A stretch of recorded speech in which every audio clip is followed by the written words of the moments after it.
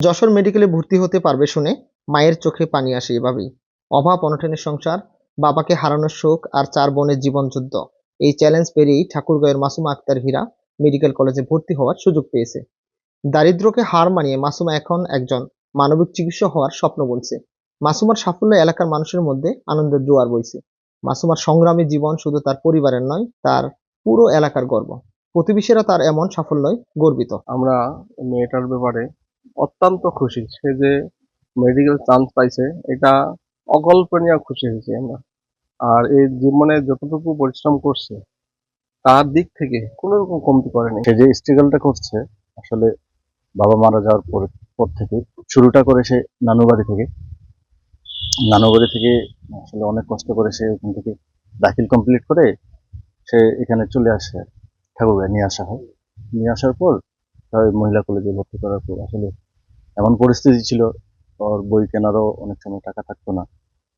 এই জন্য সরকারি মহিলা কলেজ থেকেও বইয়ের অনেক সুযোগ সুবিধা ব্যবস্থা করছে। এলাকাবাসী হিসেবে তাকে যতটুকু দেখছি সে যথেষ্ট স্ট্রাগল করে, যথেষ্ট কষ্ট করে, পরিশ্রম করে সে আজকে এই পর্যায়ে এসে দাঁড়াইছে। পঞ্চগড়ের রহিমুন্নেসা দাখিল মাদ্রাসা থেকে দাখিল পরীক্ষা এবং ঠাকুরগাঁও সরকারি মহিলা কলেজ থেকে এইচএসসি-তে জিপিএ 5 পেয়েছিল মাসুমা। তার পড়ার টেবিলে সবসময় স্টেথোস্কোপ আর অ্যাপ্রন থাকতো, যা তাকে অনুপ্রাণিত করত। ঠাকুরগাঁও সরকারি মহিলা কলেজ থেকে পাশ করে এবার গণিতের ভর্তি পরীক্ষা 2024-25 সেশনে সরকারি মেডিকেল কলেজে পড়ার সুযোগ পাই। সবকিছু জন্য অনেক আলো কিছু শুক্রিয়া জানাই, কারণ আমার এই সফলতা সবচেয়ে বেশি প্রয়োজন ছিল আমার আম্মুর। আমার আম্মু আমার জন্য অনেক কষ্ট করছে, বিশেষ করে 3 মাসে আমি কোনো কাজ কাজ তো করিনি। আর সবকিছুই আমার আম্মু আমার জন্য অনেক ভালো একটা পরিবেশ তৈরি করে দিচ্ছে আমার পড়ালেখার জন্য। আর এটা আমার আম্মুর জন্য অনেক প্রয়োজন ছিল, কারণ আমার বয়স যখন 5 বছর তখন আমার আব্বু মারা যায়। তখন আমার আম্মু আমার নানু আমাকে নিয়ে যায়। আর সেখান থেকে আমি পড়াশোনা করে দাখিল পাস করি। এরপরে আমি বাসায় চলে আসি। আর ইন্টারমিডিয়েটে পড়ার সময়ও অনেক প্রবলেম ফেস করছিলাম, বিশেষ করে প্রাইভেট গুলা। আর এ বিষয়ে আমার কলেজের স্যাররা আমাকে অনেক হেল্প করে। আর আমি টিউশন করে প্রাইভেট গুলা ম্যানেজ করতাম। আর আমার আম্মুর অনেক স্বপ্ন ছিল, কারণ যেহেতু অনেক ছোটতেই আমার আব্বু মারা যায়। অনেকেই আমাকে অনেক কথা বলছিল, আমরা 4 বোন, আমার কোনো ভাই নেই।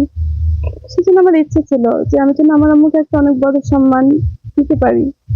আল্লাহ তাআলা আমাকে সেই সুযোগটা দিয়েছেন, সেজন্য অনেক অনেক শুকরিয়া। আমি যেভাবে কষ্ট করে বড় হয়েছি, আমি আমার মতো আরো অন্য মানুষদেরকে যারা অনেক কষ্ট পাচ্ছে, তাদের যারা দরিদ্র মানুষ তাদের সেবা করতে চাই। আমি একজন মানবিক ডক্টর হতে চাই। স্বামী মারা যাওয়ার পর একা 4 মেয়ে মানুষ করা ছিল অনেক কঠিন। অনেক কথা শুনতে হয়েছে, কিন্তু হাল ছাড়েনি। মেয়ে পড়াশোনায় ভালো করবে, এটাই ছিল মায়ের প্রত্যাশা। মাসুমা আক্তার হীরা আমার মেয়ের নাম। 4টা মেয়ে আমার 3 নম্বর। ওরা যখন মারা যায় 4 বছর আব্বা নিয়ে গেছে, ওখানে দাখিল পাস করছে, কোনো টাকা লাগেনি, ও প্রবৃত্তি পাইতো সব, আমি কোনোদিন চালাইতে পারিনি। পরে তখন বলতেছে আম্মু আমি কি হয়ে গেছে, আমি কি ওদিকেই থাকবো, টিসি নিতে গেছে। তখন প্রিন্সিপাল স্যার আব্বার কাছে গেছে, টিসি দিব না, ও যদি কষ্ট হয় তা আমরা দিব, সব প্রিন্সিপাল খরচ দিত। কোনোদিন আমি ওকে বই কিনে দিনি, একটা ভালো জামা দিতে পারিনি। দাখিল পাস করার পরে এখানে আসলাম, এখানে আসে 2টা জামাই একটু হেল্প করার পর ও এত দূর। 3 মাস থেকে খাওয়া দাওয়া সব আমি নিজ ছেলের মতো, আমি আল্লাহকে বলছি যে আমার মেয়ে 4টা ছেলে, মেয়েগুলাই যেন আমার ছেলের মতো হয়, এটাই দোয়া করছি আল্লাহর কাছে। কেন আল্লাহ দিবে না? আল্লাহ ছেলে নাই, মেয়েটাকে আমার জন্য ছেলের মতো আল্লাহ করে দেয়। তো সব সময় খালি পড়তো, সব সময় পড়তো। যে 3 মাস থেকে শুধু নামাজটুকু পড়তো, কাজ মেহমানের মতো প্রতিদিন আমি টেবিলের উপর খাওয়া দিয়েছি। 12টার সময় সেদিন কি করছে, বইগুলা এতগুলা বই সবগুলা বলে রাতে পড়বে। আমি তখন ধমক দিলাম, যার পড়িও না, যাও, আল্লাহর হাওলা, তুমি সকালে চলে যাও তোমার ভাইয়ার সাথে, সবগুলা বইয়ে পড়তে হবে না। ধমকায় ঘুমায় রাখছি। প্রতিদিন ও 5 ঘন্টা ঘুমাইতো। খাওয়া দাওয়া প্রতিদিন আমরা 1 কেজি চালে ভাত খাইতে পারিনি। 3 মাস থেকে বাচ্চারা এত কষ্ট, ওর আশা বিয়ে করবে না, ও ডাক্তার হবে। সরকারের কাছে এটা আমার আবেদন।